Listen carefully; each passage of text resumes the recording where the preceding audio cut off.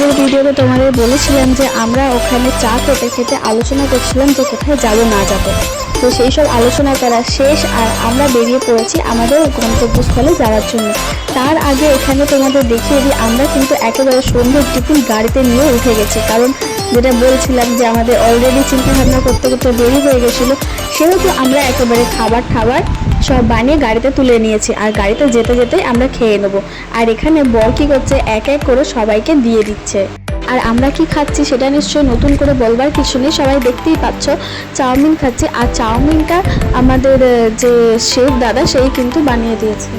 তো আমাদের যে রান্না বান্না করে দিচ্ছিলো সেই দাদাটার হাতের রান্না কিন্তু দারুণ মারাত্মক ছিল, সেসব নিয়ে কোনো কথা বলবারই নেই। কিন্তু এইখানকার চাউমিনটা এতটা খারাপ যে কি বলবো, মানে পুরো রাবারের মতো। বেশি করে তো খেতেই পারেনি, সবাই 1-2 চামচ করে খেয়েই ফেলে দিয়েছে।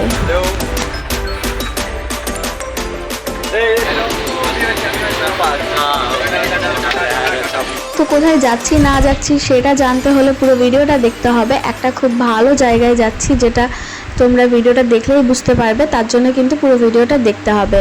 তো খাওয়া দাওয়া শেষ করে আমরা এই বাইরের দৃশ্য উপভোগ করতে করতে মজা করতে করতে যাচ্ছিলাম। আর যেতে যেতেই হঠাৎ হয় আমাদের সাথে এই ঘটনাটা। তো কি ঘটনা হয় সেটা জানতে হলে এবার দেখো।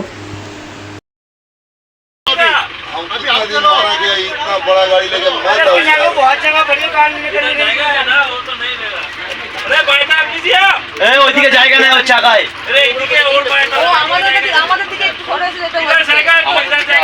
তোমরা নিশ্চয়ই এই ভিডিওটা দেখে বুঝতে পারছো না যে কি হচ্ছে না হচ্ছে। তো চলো তোমাদেরকে পুরোটাই বোঝায়। আমরা যখন যাচ্ছিলাম পাহাড়ি এলাকার রাস্তাটা সবাই জানো কেমন হয় না হয়।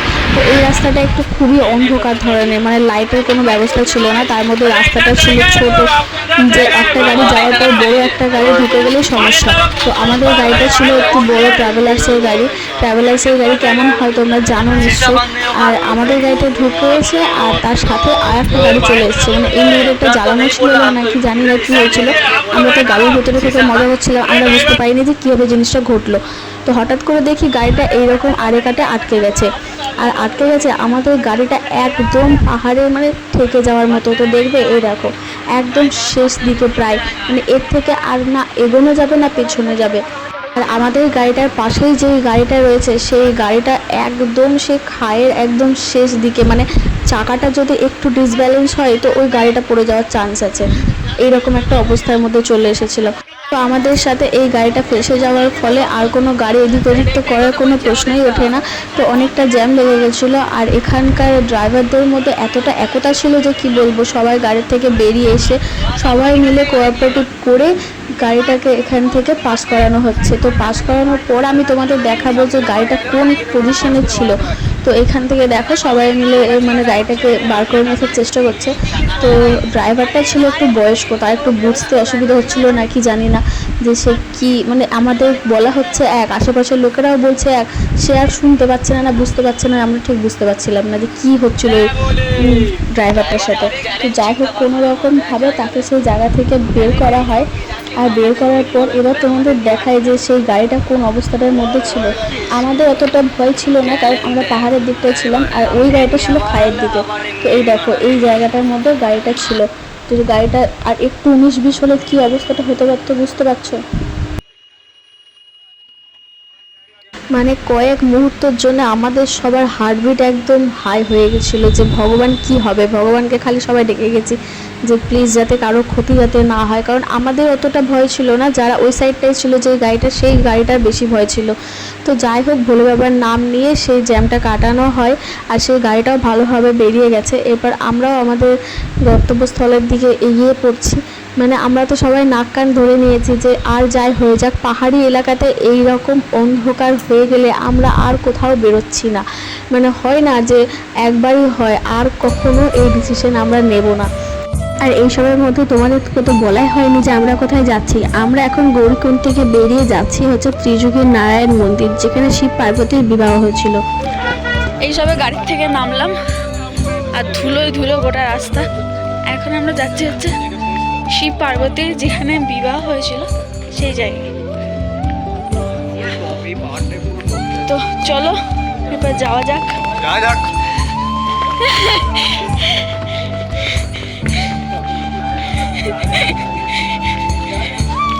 যখন আসছিলাম তখন একদম মারাত্মক গরম, আর এখন যখন যাচ্ছে যথারীতি ঠান্ডা লাগছে।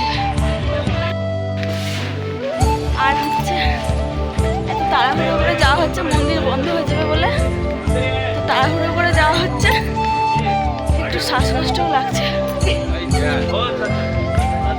তারপরে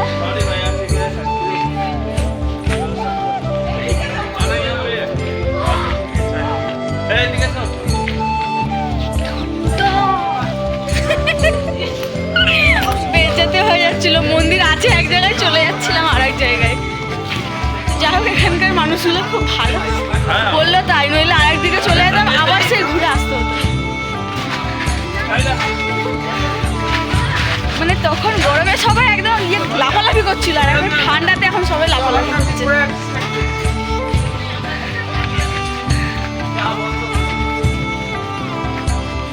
তো আমরা চলে এসেছি।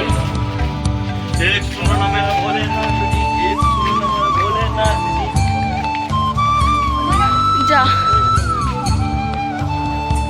বন্ধ হয়ে গেছে। ये जो कुंड जलता है वो देख नहीं सकेंगे।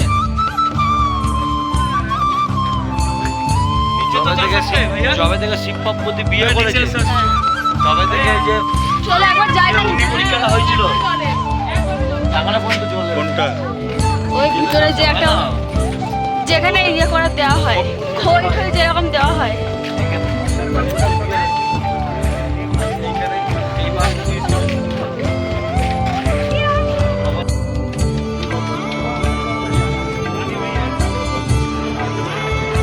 তো বন্ধ হয়ে গেছে, আমরা তাও এখান থেকেই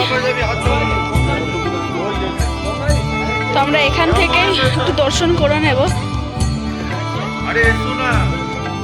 তো চলো তোমাদেরও দেখাই, জানি না এইটা কতজনে দেখেছো, সবাই তো কেদারনাথ গেছো, কিন্তু এই জায়গাটায় কতজনে এসেছো জানি না। মহাদেব পার্বতীর বিবাহ যে জায়গায় হয়েছিল, এই জায়গাটায় কতজন এসেছো কতজন জানি না।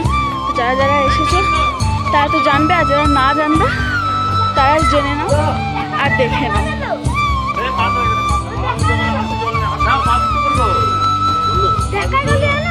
बात होने पड़ेगा तो अच्छे जगह से होगा।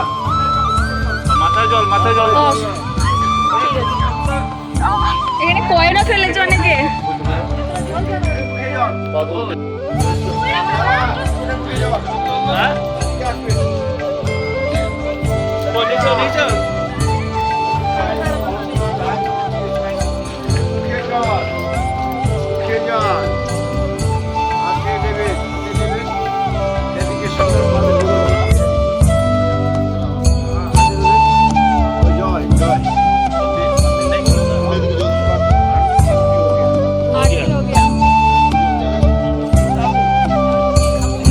তো দেখতেই পেলে আমরা ত্রিযোগী নারায়ণ মন্দিরে চলে এসেছি, আর এসে এখানে দেখলাম মন্দির জাস্ট বন্ধ হয়ে গেছে। আমরা আসার মাত্র 2-3 মিনিট আগে মন্দির বন্ধ হয়ে গেছে, কিন্তু তাও আমরা যতটুকু পারবো এই বাইরে থেকে দর্শন করব।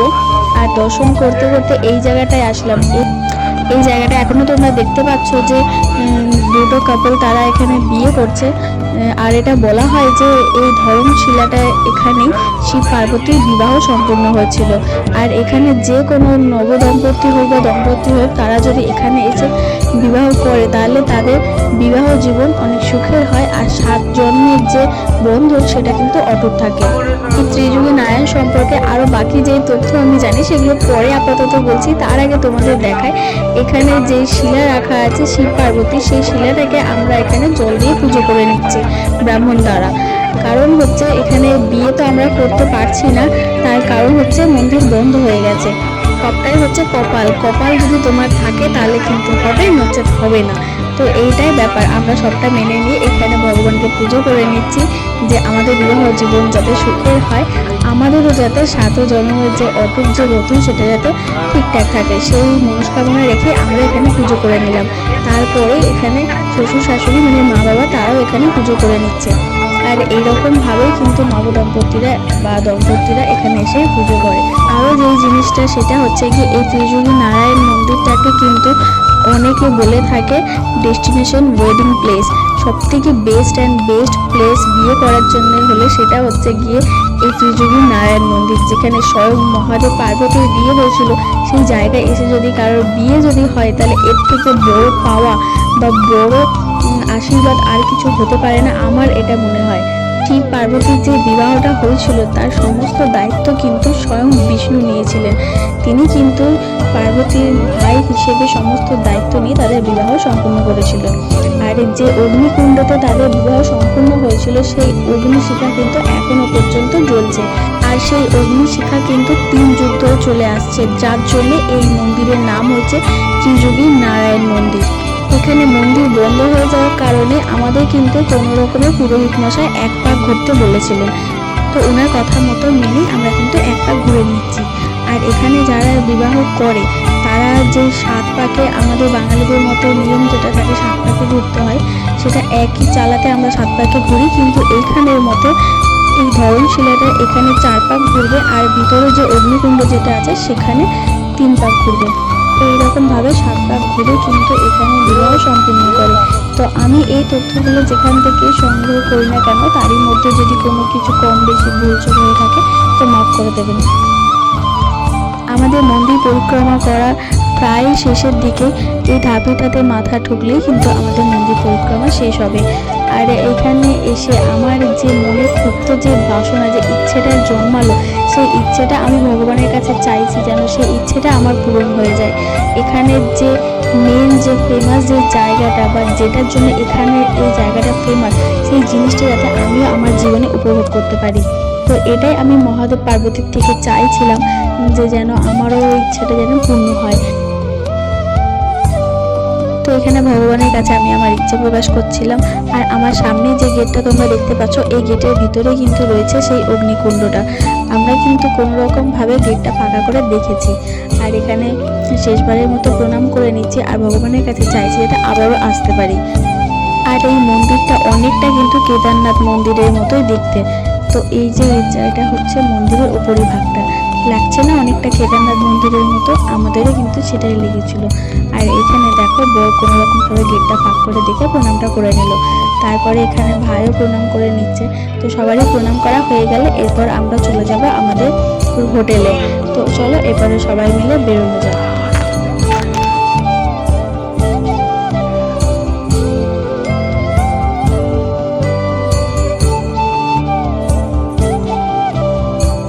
পুজো করে বেরিয়ে দেখছি প্রায় সব দোকান বন্ধ হয়ে গেছে, মাত্র এই 2টি দোকান খোলা আছে, তাও এখানে মানুষজন গুটি কয়েক। আমরা ওখানে পুজো দিলাম, পুজো দেওয়া হয়ে গেছে, এবার আবার গাড়ির দিকে চলে যাবো। ওইখান থেকে আমাদের শিব পার্বতীকে চালু করে যেতে রাস্তা